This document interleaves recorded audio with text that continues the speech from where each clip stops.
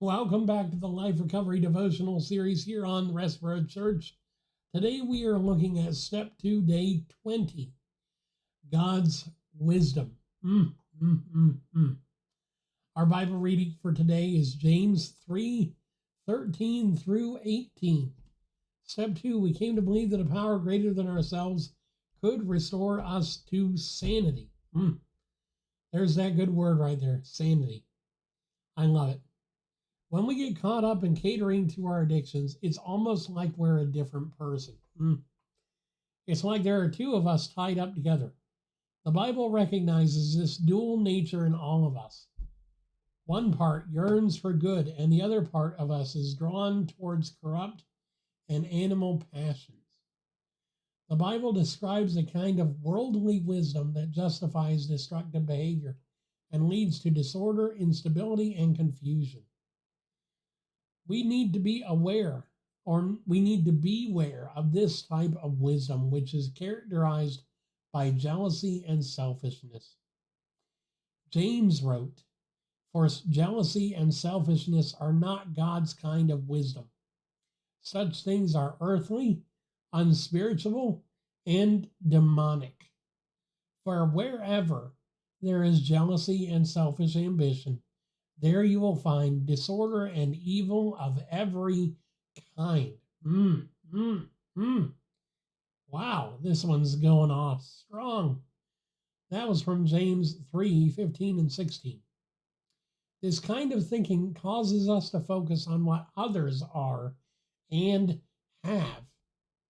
It makes us want the same things for ourselves to the point where we are always dissatisfied. It is easy to become so consumed with our own desires that we become inconsiderate of others, often hurting the ones we love. This type of wisdom is inspired by the devil and will lead to our ultimate destruction. His purpose is to steal and kill and destroy. John 10:10. If we see that our thoughts are still dominated by these characteristics, we need to ask God to replace our wisdom with His wisdom. We can trust Him to change our minds and our lives. True wisdom restores our sanity and leads us to peace and wholeness. Oh, wow. Dang, I'll tell you what, that was powerful. That was good. That was good.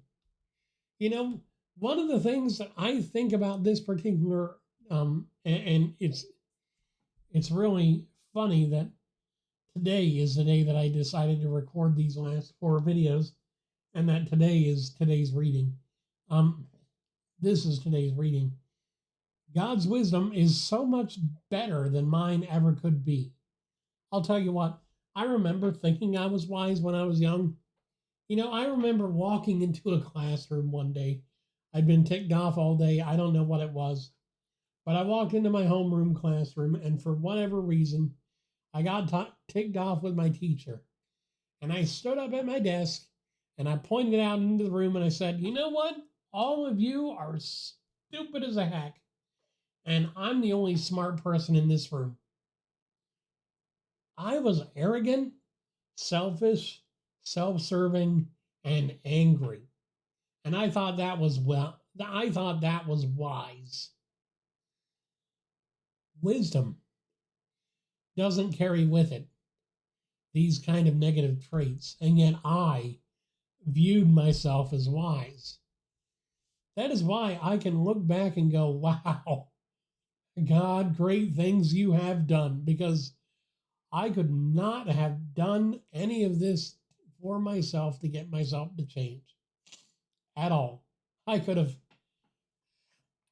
worked for 1,000 years to be a better person than I was back then, and I still wouldn't have achieved it if it weren't for God Himself working through me and saying, "Gregory, you need to get that stick out of your butt and just be a better person." You know, I mean, He probably wouldn't have put it exactly that way, but you know, knowing him, he wouldn't have pulled any punches because he hasn't so far with me.